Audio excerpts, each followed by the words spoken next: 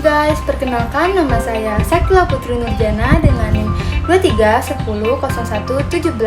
Hari ini saya akan menjelaskan materi tentang model perkembangan dan organisasi kurikulum untuk mata kuliah perkembangan kurikulum sekolah dasar.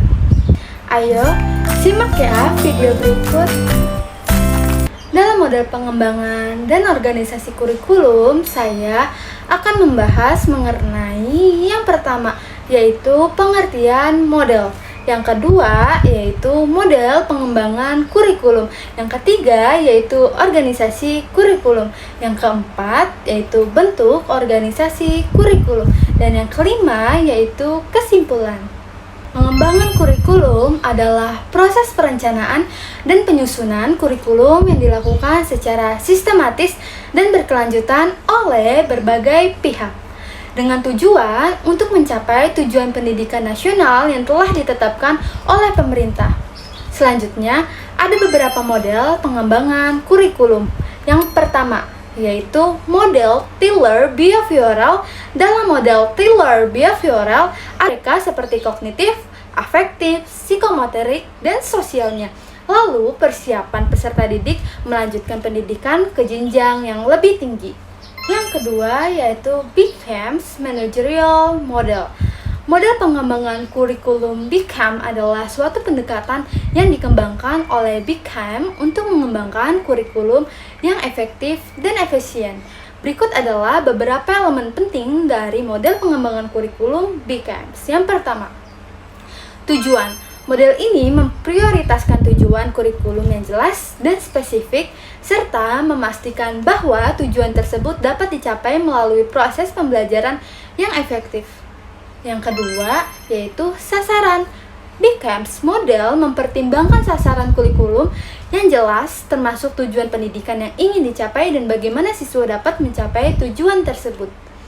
Yang ketiga, yaitu konteks. Model ini mempertimbangkan konteks kurikulum yang relevan seperti budaya, lingkungan, situasi yang terjadi. Yang keempat, yaitu implementasi.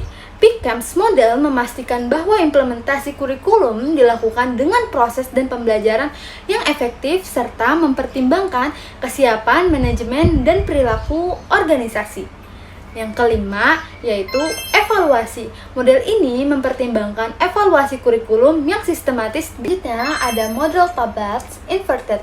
Adalah model pengembangan kurikulum yang dikembangkan oleh Hilda Taba. Tujuannya untuk mengintegrasikan teori dan praktik, serta menghilangkan sifat umum dan abstrak pada sebuah kurikulum. Model ini dimulai dengan melakukan eksperimen, kemudian diteorikan dan diimplementasikan. Model ini terdiri dari 5 langkah pengembangan kurikulum.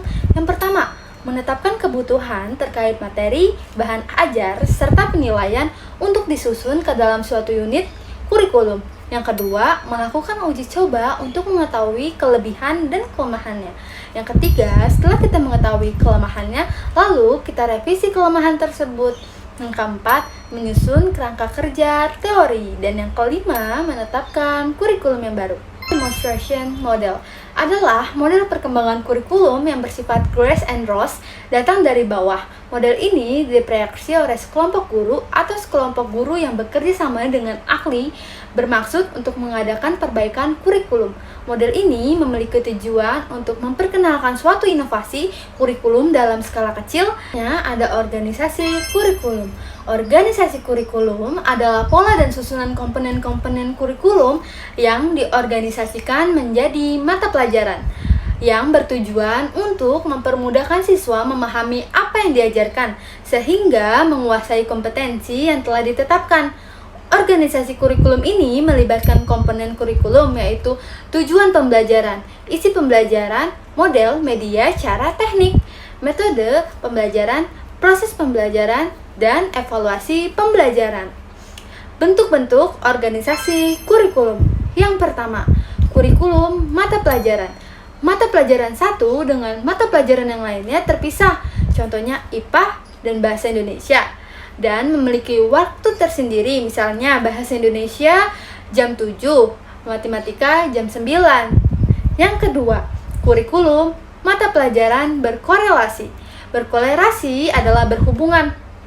Dilihat dari kurikulum sebelumnya, mata pelajaran yang satu dengan mata pelajaran yang lainnya terpisah. Maka di kurikulum korelasi ini menggabungkan beberapa mata pelajaran agar memudahkan siswa menerima pembelajaran. Ada organisasi kurikulum bidang studi adalah suatu struktur yang digunakan untuk mengatur dan mengorganisasikan materi pembelajaran dalam suatu kurikulum. Tujuan organisasi kurikulum ini adalah untuk memudahkan siswa mempelajari bahan pembelajaran secara efektif. Keempat, ada kurikulum inti.